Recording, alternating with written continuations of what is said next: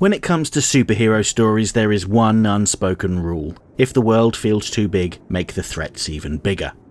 And in the golden age of comic books, before the world feared nuclear bombs or alien invasions, it feared comic books. Cheap, loud, and devoured by millions of kids every month, comics were blamed for corrupting the youth, eroding morals, and, worst of all, encouraging imagination. The backlash was swift and sensational. Senate hearings, fear-mongering psychologists, and the formation of the Comics Code Authority, which sanitized the stories to ensure nothing could warp a child's mind. The Silver Age of comics emerged as a response to censorship and conservatism, and it can be characterized as a playground of outlandish sci-fi whimsical logic and a firm belief that nothing was too strange if it moved books off of shelves. And in this age, born of moral panic and marketing data, came Titano The Super Ape, part King Kong, part Cold War experiment, and, frankly, 100% bananas. You see, DC Comics editors kept track of how well each issue sold, noting what was on the cover of their best-selling issues, and then aimed to replicate that level of success with future issues. Covers featuring the heroes crying, for instance, evoked a sympathetic reaction in readers, which in turn generated more sales. Oddly enough, so did covers featuring massive apes. I guess kids thought giant apes were cool. But apes are an interesting foil for superheroes because of what they represent. Humans share 96% of their DNA with apes, and as villains they can represent our bestial nature. All human beings have these animal instincts, but we make conscious decisions on when to act upon them. But the super-powered ape can represent the unrestrained id, rampaging through society, causing all sorts of trouble until the hero is able to restrain them and restore order. Although I'd have to say in the case of Titano, there's very little subtext. This ape is just an ape. A massive one, true, but an ape nonetheless.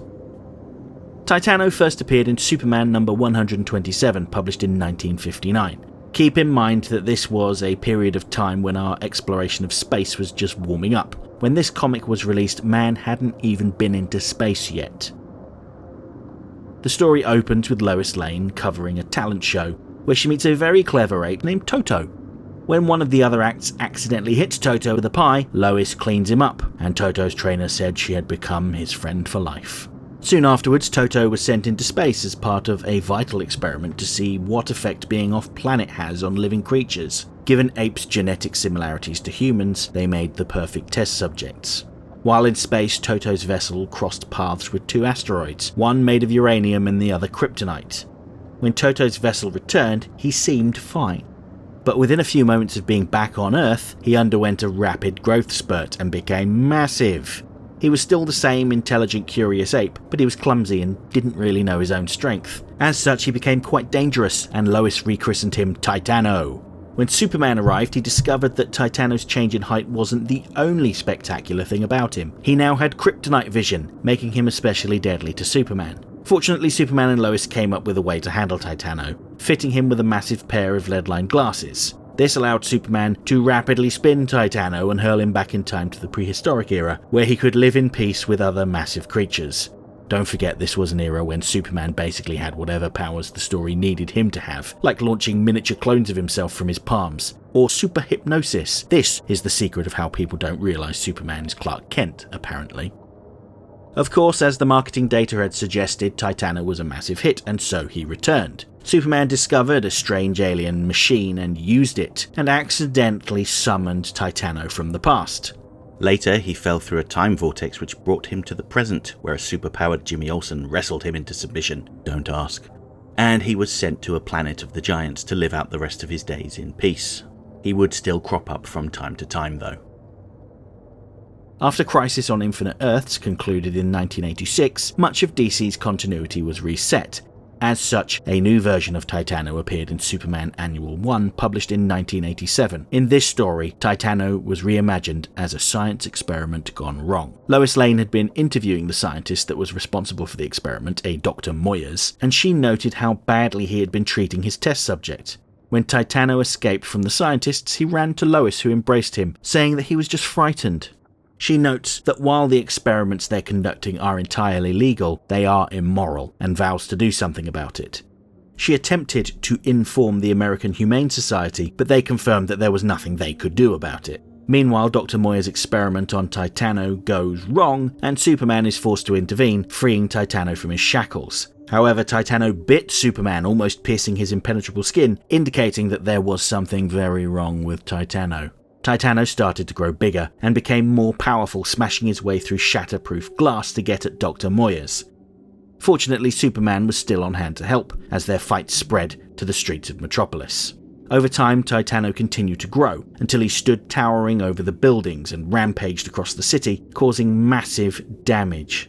This Titano does not have kryptonite vision of the earlier version. He's more of a tragic figure, lashing out in confusion. Superman fought Titano, dumping him into the river and shocking him into submission using some downed power cables. But Titano only really calmed down when Lois arrived on the scene.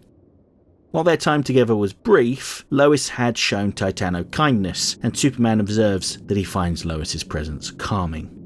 While Titano was distracted, Dr. Moyers fired an experimental laser at Titano, reversing the process, but also killing him.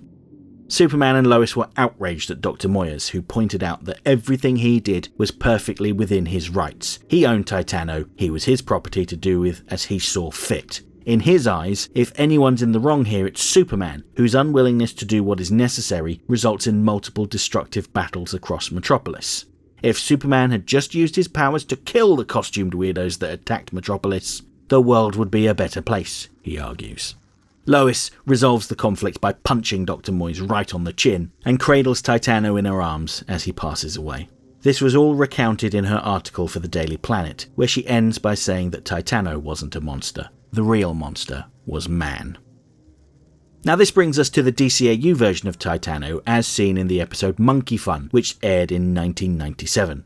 Like so many of their adaptations, their Titano takes elements from the comic book versions, but puts their own spin on him. Titano was a military test subject sent into space aboard a rocket decades ago, back when Lois Lane was a child. Her father, Sam Lane, was in the military, and he was responsible for looking after Titano ahead of his big mission. Titano formed a bond with young Lois, and she was heartbroken when Titano was taken away and launched into space. She was certain that it wasn't safe and that something was going to happen to him, and she was right. The rocket malfunctioned, and it went off course, vanishing into the depths of space. Flash forward to present day, and Superman is helping Star Labs clear a meteor shower. While destroying the meteors, Superman notices a strange light coming from them and discovers Titano's rocket embedded in the rocks. To his surprise, Titano is alive and sort of well. It seems that the strange radiation had put him into suspended animation, so Superman returns him to Earth for study.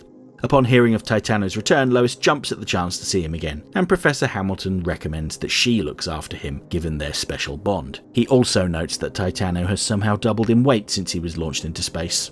As much as Lois cares for Titano, she's not equipped to look after him, and so she ropes in Jimmy Olsen to keep an eye on him while she heads out to work. It's at this time that Titano experiences a significant growth spurt, brought on by his exposure to the radiation.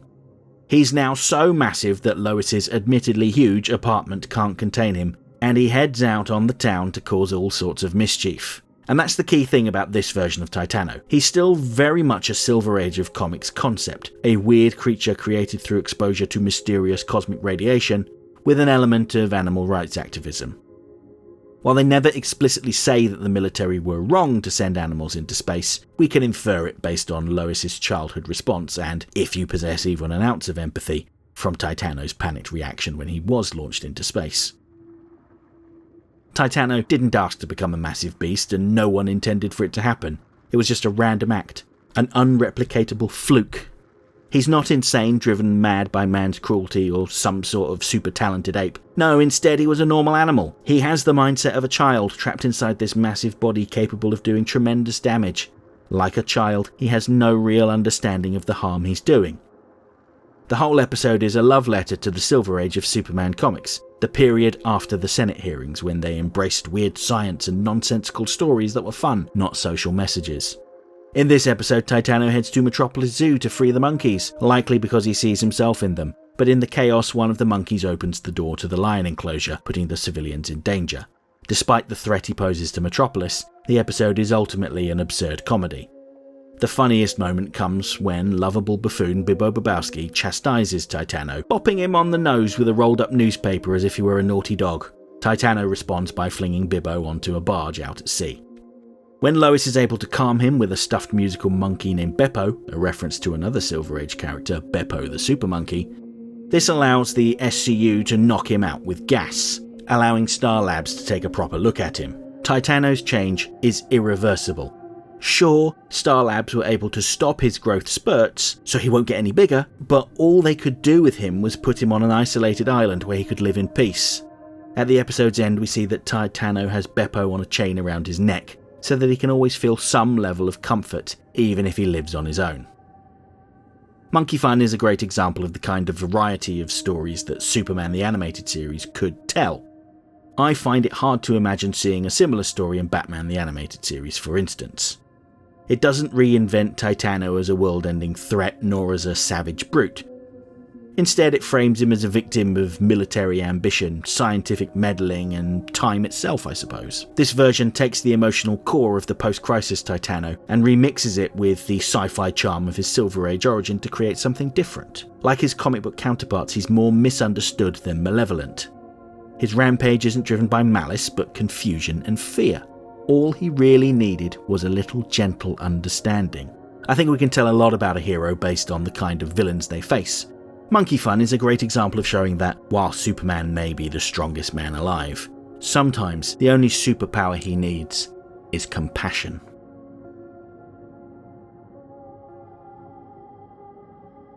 Okay, that's it for this week's essay. If you liked the video, don't forget to like, share, subscribe, leave a comment, tell all your friends about me. You know how YouTube works. If you really enjoyed the video and have the means, please consider making use of the thanks button to send $1 or $2 my way, because every little helps. I offer channel memberships for $1.99 a month. This will get you early access to my weekly video essay, priority responses to your comments, members-only videos, custom emojis, and an icon on your profile indicating that you're one of my people. And special thanks to my channel members. Everyone who was a member at the time of this video's creation is listed on the screen right now. If you want to see your name amongst all these wonderful people, join the channel now.